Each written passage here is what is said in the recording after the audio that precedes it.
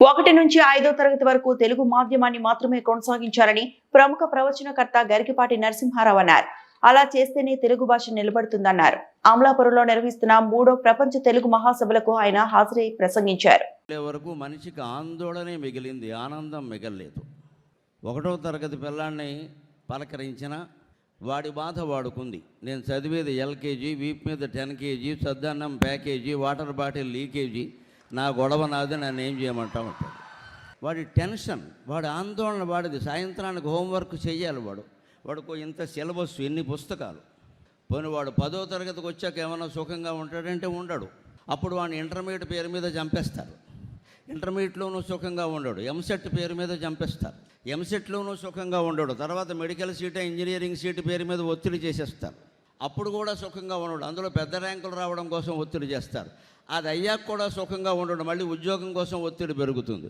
ఉద్యోగం వచ్చాక కూడా సుఖంగా ఉండడు. అప్పటికి సన్నాసిగా 30 ఏళ్ళు వస్తే పిల్లనిచ్చేవాడు ఉండడు. అందుకని పెళ్లి లేక ఒత్తిడి. పెళ్ళి అయ్యాక ఎలాగూ సుఖంగా ఉండడు అనేది వేదిక మీద ఎవరిని అడిగినా చెప్తారు. ఆ విషయం అనుమానమే లేదు ఇక్కడ.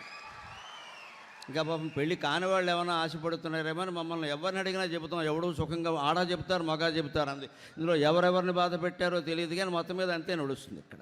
జీవితం మొత్తం ఆందోళనగా ఎందుకు ఉందంటే, జీవిత లక్ష్యాన్ని మన మహర్షులు ఏ విధంగా నిర్దేశించారో ఆ నిర్దేశించిన మార్గం నుంచి మనం పక్కకి తప్పుకున్నాం. వాళ్ళు నిర్దేశించిన మార్గం ఏమిటి? మన మహర్షుల బుద్ధి మహిత ఆత్మసిద్ధి. ఆత్మసిద్ధి అనేది నీ జీవితానికి లక్ష్యం. మిత్రమా, నువ్వు వైద్య విద్యార్థివైనా, ఇంజనీరింగ్ విద్యార్థివైనా, గృహిణివైనా, గృహస్థువైనా, సన్యాసివైనా, బ్రహ్మచారివైనా, ఏ రంగంలో ఉన్నా సరే ఆత్మజ్ఞానం పొందావా లేదా? నీవెవరో నీకు తెలిసిందా లేదా? నీవెవరో నీకు తెలియనప్పుడు ఈ ప్రపంచం గురించి తెలుసుకునే ప్రతి విషయము దండగే. ఆ ఆత్మసిద్ధి పొందగలగాలి. ఆ ఆత్మసిద్ధి పొందాలి అంటే 1వ తరగతి తెలుగు వాచకంలోనే 4 మాటలు పెట్టారు వాళ్ళు. తెలుగు మాధ్యమంలో విద్యలో అంత గొప్పతనం ఉంటుంది. అమ్మయటన్న మాట మనకు అక్షరమాలను దిద్దునప్పుడే కమ్మగా నేర్పినారు.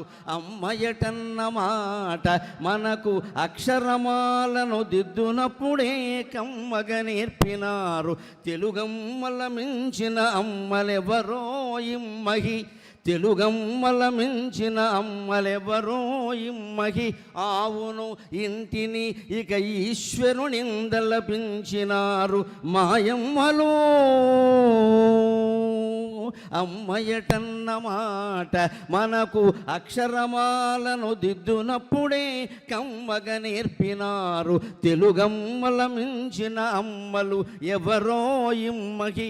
ఆవును ఇంటిని ఇక ఈశ్వరునిందలపించినారు మాయమ్మలు. తెలుగు పద్యములనంకితమిత్తము, తెలుగు పద్యములనంకితమిత్తము వారి ప్రేమకై. పెద్దలు ఇంకా మొహమాట పడి 1 నుంచి డిగ్రీ వరకు తెలుగు తప్పనిసరి చేయాలి అంటారు. నేను అలా మాట్లాడను. నేను అంత పెద్దవాడిని కాదు. ఖచ్చితంగా ఇంగ్లీష్ మీడియం అనే దౌర్భాగ్యాన్ని 1వ తరగతి నుంచి నాశనం చేసి 5వ తరగతి వరకు తెలుగు మాధ్యమం పెట్టినప్పుడు మాత్రమే తెలుగు నిలబడుతుంది. నాశనం చేయాల్సిందే ఖచ్చితంగా, లేకపోతే నిలబడలేదు. ఈ సన్నాయి నొక్కులు పనికిరావండి ఇక్కడ. ఖచ్చితంగా 5వ తరగతి వరకు తెలుగు మాధ్యమే ఉండాలంటే ఈ తల్లిదండ్రులందరూ ముందు నిర్ణయించుకోండి. మీ పిల్లల్ని ఇంగ్లీష్ మీడియంలో చేర్పించకుండా పక్కన ఒక చిన్న పేదవాడు ఎవడన్నా తెలుగు బడి పెడితే అందులో చేర్పించండి అమ్మా. ఖచ్చితంగా బాగుంటే. నా 2 పిల్లల్ని నేను తెలుగు మాధ్యమంలో చదివించాను కాబట్టి నాకు అరగతుందని నేను మాట్లాడుతున్నాను. నా 2 పిల్లలు మహావైభవంతో, వైభవం అంటే సంతృప్తి, సంపదలు కాదండి.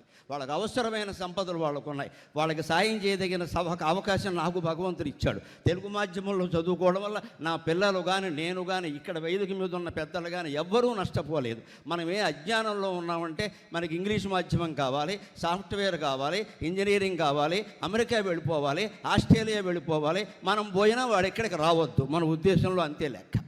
ఈ దౌర్భాగ్య మనస్తత్వం